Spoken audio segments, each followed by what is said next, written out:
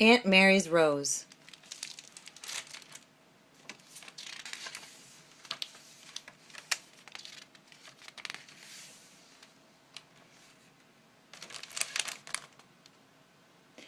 I looked all over the rose bush in Aunt Mary's backyard, the bush she had asked me to water. I looked at the blossoms, I looked at each petal, I looked at the leaves, at the stems, I even looked around the roots. "Take care of this rose, Douglas," Aunt Mary had said, "and one day there will be a little bit of you inside of it, and a little bit of the rose inside of you." I had just poured 2 pails of water on the rose bush, pulled out some crabgrass, and plucked off a couple of old blossoms and some yellow leaves. Now I looked it over very carefully, and all I saw was rosebush.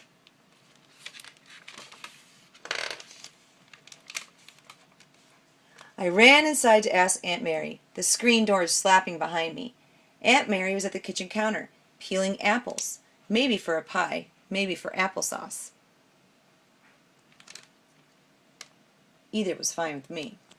"Aunt Mary," I said, catching my breath, "I've looked and looked at that rose bush, and I'm not in it anywhere. I've been taking care of it for a week, and it's really pretty, and there's 2 new blossoms, but I can't see me in it at all."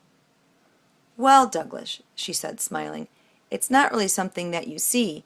It's more something that you feel."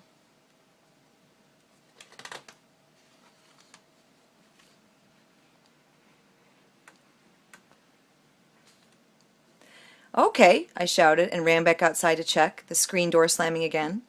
I dashed over to the rose bush once more. This time I felt a red blossom, soft and velvety.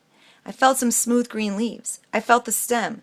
Then I felt a thorn. In fact, I felt it a little bit harder than I meant to. That didn't help at all. I ran back to the house, opened the screen door, and Aunt Mary caught it before it slammed shut. "I felt every part of that rose bush, Aunt Mary," I said, "and I'm not in it. I'm sure I'm not, and I don't think it's in me either. I'd be able to tell. Look!" And I held up my finger, a tiny drop of blood on the tip. Aunt Mary took my finger and held it under the cold water faucet. Then she dried it, put a Band-Aid on it, and gave it a kiss. "I've been taking good care of the rose bush, Aunt Mary. Really I have," I said. "But I don't think it's working at all. I don't think—" Aunt Mary was chuckling. "Why don't you sit down, Douglas," she said, "and try to hold still for 5 minutes. I want to tell you a story." Aunt Mary began. "You're not the only one who's in that rose bush, you know."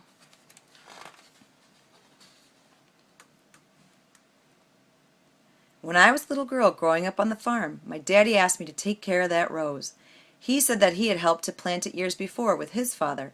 It's had a bit of a hard life, Mary," he said, "and it needs someone to look after it. Then he told me that if you take care of something, a little bit of you begins to grow inside of it, and a little bit of it grows inside of you. Just like the sun and wind and rain help this bush to grow, so do you," he said. "Your hard work and your help, your weeding and watering and your gentleness and even your smile, all these things go right into it and help it grow. So in a way, you are in this rose bush, and as it grows and blossoms, some of that beauty will grow inside of you." And so, Douglas, I took care of the rose bush.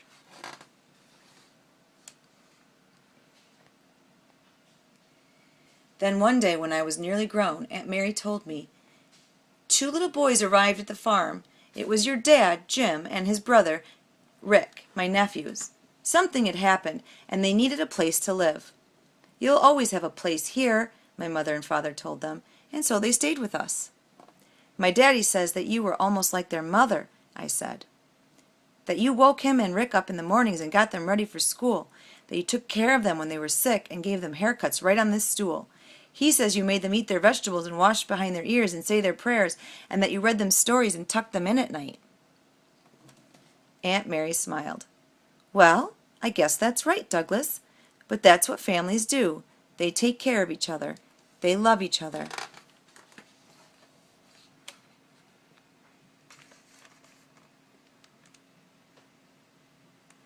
"Your daddy and Rick love the farm," Aunt Mary continued. "They followed Grandpa out to the barn in the early mornings at milking time and helped him squirt milk into the cats' open mouths. Grandpa also showed them how to use a paintbrush and a hammer and how to whittle a stick into a whistle." With Grandma, they helped to churn butter and hung it from rope in the cistern. And they tagged along with me to pick plums and berries to make. I pick berries with you too, Aunt Mary, I interrupted. For pies or jelly? That's right, you do, said Aunt Mary, just like your daddy did.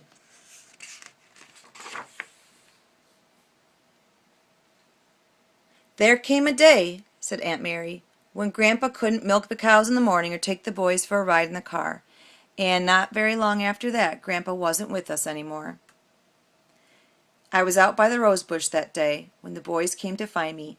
That's when I told them, "You know, boys, there's a little bit of your grandpa in this rose bush, and there will always be." And I explained to them what my father had told me. I told them that if they helped to care for it, they would be in it too, just like their grandpa, and it would grow inside of them. And did they help take care of it, Aunt Mary? I asked. Yes, Douglas, they always did, from then on. I smiled at Aunt Mary. I liked the idea of my daddy taking care of the same rose bush that I was taking care of now, and his grandpa still being somewhere inside of it.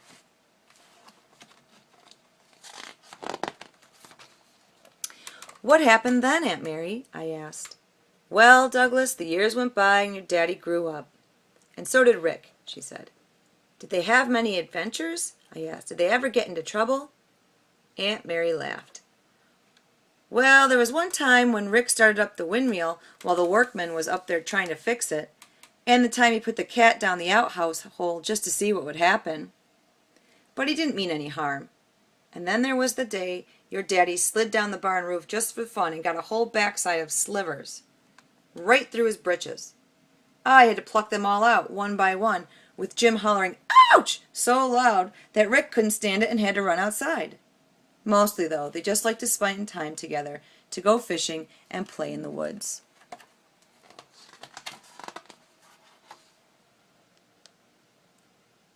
But then there came the Depression, a time when nobody had much money. We couldn't afford to live on the farm anymore, Grandma and the boys and I, so we moved to a house in town. But before we left, we dug up the old rose bush and brought it with us.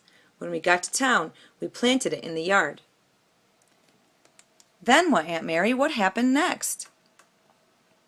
Well, I worked in the general store and the post office, and I taught school. Of course the boys went to school. I guess of all things that normally happen with boys happened. Sometimes they got sick, and Grandma and I took care of them. Then they went sledding and skating in the winter and played ball in the summer. Rick learned to play the trumpet, and your daddy played the guitar. As they got bigger, they worked on nearby farms for extra money. Mostly they just spent lots of time together. They were best friends. And they took care of the rose bush, right, Aunt Mary? I asked. That's right, Douglas. We all took care of the rose bush.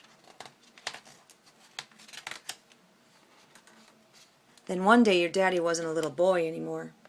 He was a young man, and he went off to work his way through college to study music. Not long after, Rick followed him. But then came a terrible time. A great war began in faraway parts of the world. We hoped and hoped it wouldn't reach us, but it finally did. Your daddy signed up to serve, and later, so did Rick. They went halfway around the world to do their part.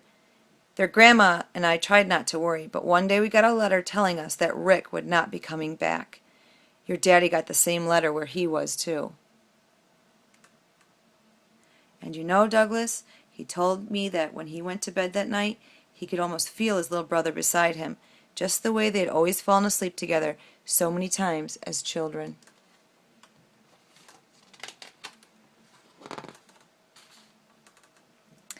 Well, Douglas, your daddy made it home safely. He became a fine man, met your mother, and started his own family. And we're still taking care of that rose bush, aren't we? Because, you see, our family is in it, and it's in us. And when I smell a blossom or clip one and put it in a vase in the house, I feel close to all the people I love, and they're all still here. Do you understand? I nodded and said that I did, but I wasn't really sure.